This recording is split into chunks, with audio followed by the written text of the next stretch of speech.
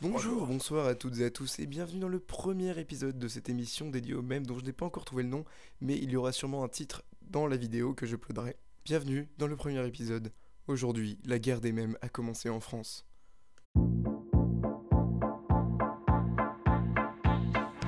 Two to the one to the three. I like good pussy and I like good trees. Smoke so much weed you wouldn't believe, and I get more ass than a toilet seat. Three to the one to the three. I met a bad bitch last night in the D. Let me tell you how I made a leave. Et donc, comme le suggère le titre de la vidéo, celle-ci va bel et bien parler de mèmes. Alors tout d'abord, si tu ne sais pas ce qu'est un mème, je te renvoie à toutes les vidéos, ou les pages, ou les articles qui ont pu y être consacrés, parce qu'aujourd'hui, vous êtes déjà un initié si vous avez cliqué sur cette vidéo. Pour commencer, qu'est-ce que la guerre des mèmes ? Eh bien, quand je parle de guerre des mèmes, je renvoie tout simplement aux événements qui sont survenus aux États-Unis durant l'année 2016. Pour ceux qui vivraient dans une grotte, je vous rappelle que Donald Trump a été élu président des États-Unis. Oui, mais voilà, ce n'était pas avec des techniques de communication habituelles. En effet, durant la campagne, de nombreux mèmes ont pu soutenir ou desservir la cause de Trump. À la base, il s'agissait juste de simples personnes qui pouvaient partager des mèmes, puis, de façon assez spéciale, ces mèmes ont pu être repris par des militants de l'alt-right américaine, ce qui correspond à l'extrême droite là-bas. En soi, les mèmes étaient plutôt ironiques de base, mais les médias américains ont relayé cela comme étant des signes de rassemblement pour des nazis ou des gens faisant partie de l'alt-right américaine, ce qui fait que toute cette frange de la politique américaine, donc l'extrême droite, s'est réapproprié certains mèmes pour les désigner comme des signes de militants. Par exemple, le célèbre suprémaciste blanc Richard Spencer aborde Pepe the Frog comme un signe de ralliement pour ses militants, comme dans cette vidéo très célèbre où il se prend un coup de poing dans la figure par un militant antifasciste. Donc pour résumer très rapidement, cette espèce de confrontation entre les deux camps, c'est-à-dire Clinton d'un côté et Trump de l'autre, a aussi eu lieu sur internet et a donné lieu à de nombreux mèmes, et donc toute cette pseudo-bataille a été appelée The Great Meme War. En France, on pourrait dire qu'elle a eu lieu pendant les élections présidentielles. En vérité, pas tant que ça. Certes, les insoumis étaient plutôt branchés sur la culture internet et la communication et tout ce qui tournait autour des mèmes en général, mais en vérité, selon moi, il n'y a pas eu de réel affrontement militant entre d'un côté certains partisans d'un parti et ceux d'un autre parti de l'autre côté. Cependant, nous pourrons quand même citer des exemples notables comme Florian Philippot qui a repris le célèbre mème de Récitas issu de jeuxvideo.com. Quand je dis issu de jeuxvideo.com, je parle bien des délires autour. Et bien sûr, Henri de Lesquin, mais lui, c'est une personne qui mériterait toute une vidéo juste à lui-même. Et donc à présent, rentrons dans le vif du sujet. Pour commencer par une remise en contexte, je commencerai par vous rappeler que, en France, Macron a récemment pris des lois concernant la réforme de l'accès à l'université, qualifiée de loi ORE. Ces lois ont été fortement contestées par de nombreux étudiants dans des universités différentes en France, qui ont donné lieu à beaucoup de blocages de ces universités. À Paris, c'est l'université parisien Panthéon-Sorbonne et plus particulièrement le centre Tolbiac affilié à cette université qui ont été bloqués suite aux grèves.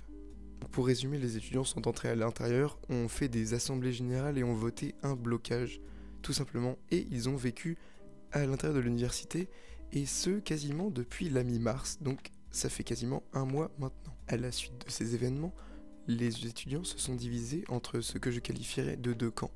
D'un côté, les pro-blocus, c'est-à-dire les étudiants qui soutenaient le blocus formé par les étudiants qui étaient à l'intérieur de Tolbiac, et les anti-blocus. Il y a eu de nombreuses confrontations entre les anti-blocus et les pro-blocus, bien sûr dans la vraie vie et à main nue, mais celles auxquelles nous nous intéresserons ont eu lieu sur Facebook et sur les réseaux sociaux en général. Plus particulièrement, celles-ci ont eu lieu sur Facebook et sur Twitter, et encore plus précisément sur le groupe Facebook des étudiants de l'université parisien Panthéon-Sorbonne. De base, ce groupe servait juste aux étudiants à communiquer et à échanger en ce qui concerne les cours pour les étudiants de l'université, et le groupe a pris énormément d'ampleur pendant tout le dernier mois suite aux nombreux échanges qui avaient lieu dessus. Au début, ces échanges ont pu être des débats argumentés avec des textes, mais à la fin, c'est rapidement devenu des échanges de mèmes entre les deux côtés. Je vais donc vous faire une présentation non exhaustive bien sûr, de certains mèmes qui ont pu émerger durant cette guerre des mèmes française.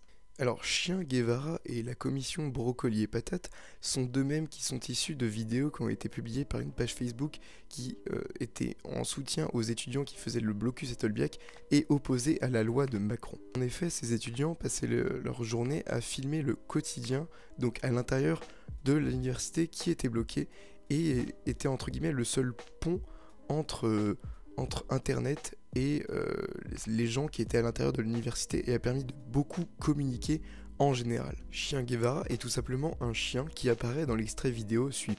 Bienvenue dans cette première autoconférence de l'automédia de la commune libre de Tolbiac.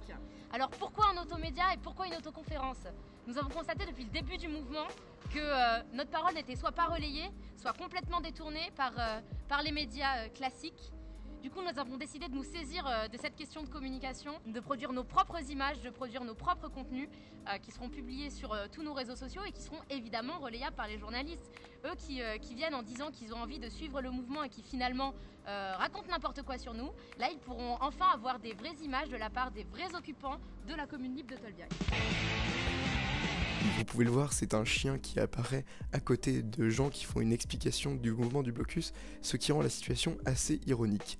Ce chien a même eu le droit à la création d'un compte Twitter, cependant il n'était pas géré par les étudiants de l'université eux-mêmes. Ensuite, la commission Brocoli et Patate apparaît dans la vidéo suivante. Bonjour camarades, bienvenue à la commune libre de Tolbiac, une zone de non-droit, un centre universitaire en plein 13e arrondissement de Paris.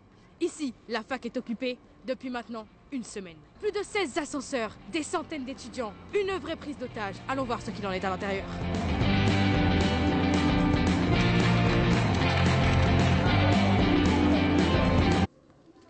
Nous avons maintenant pénétré dans l'université.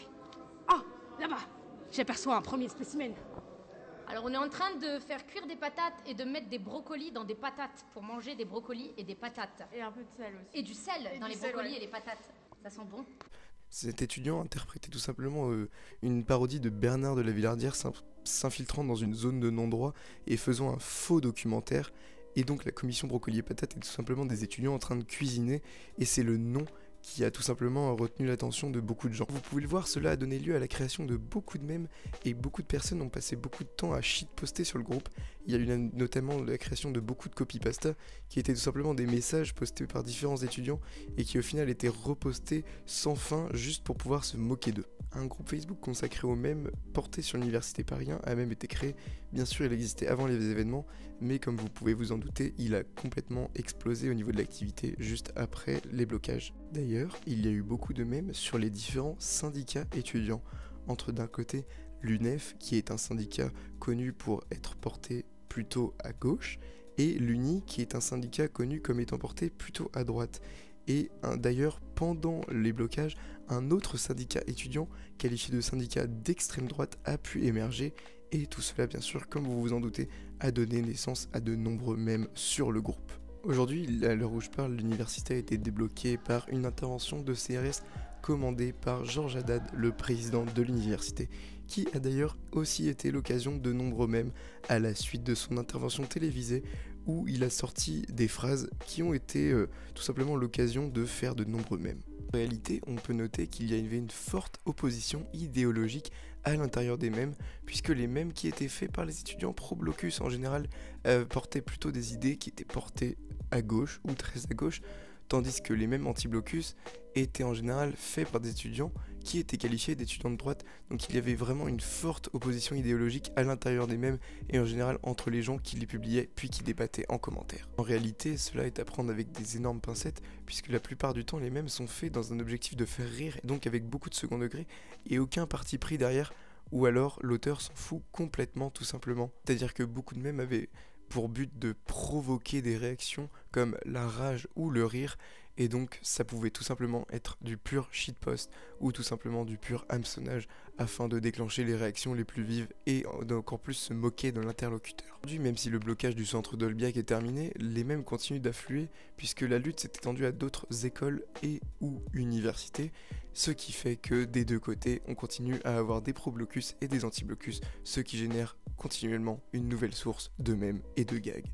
Aujourd'hui en 2018 on voit émerger beaucoup de pages Facebook de mèmes françaises, donc c'est-à-dire que les mèmes commencent à vraiment s'introduire en France et bien sûr derrière, comme aux États-Unis, comme dans toutes les communautés anglo-saxonnes, il y a des pages Facebook de mèmes politiques.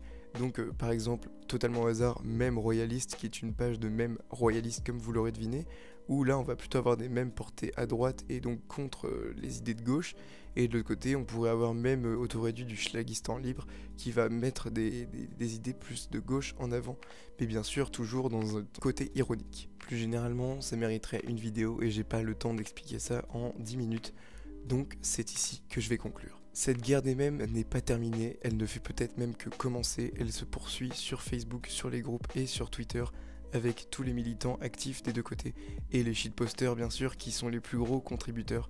Je vous invite à suivre ceux qui ont été les principaux contributeurs, donc par exemple comme le groupe Facebook Nathan Thomas Memes and Friends, ou encore le groupe Facebook des mèmes de Paris 1 dont je ne me souviens plus le nom et je mettrai tous les liens en description bien entendu. Et voilà, c'est terminé. Si tu as aimé cette vidéo, n'hésite pas à laisser un pouce bleu, à laisser un commentaire pour me dire les points positifs et les choses à améliorer. Également pas à t'abonner si tu veux plus de vidéos de ce genre. Merci d'avoir regardé ma vidéo. Au revoir.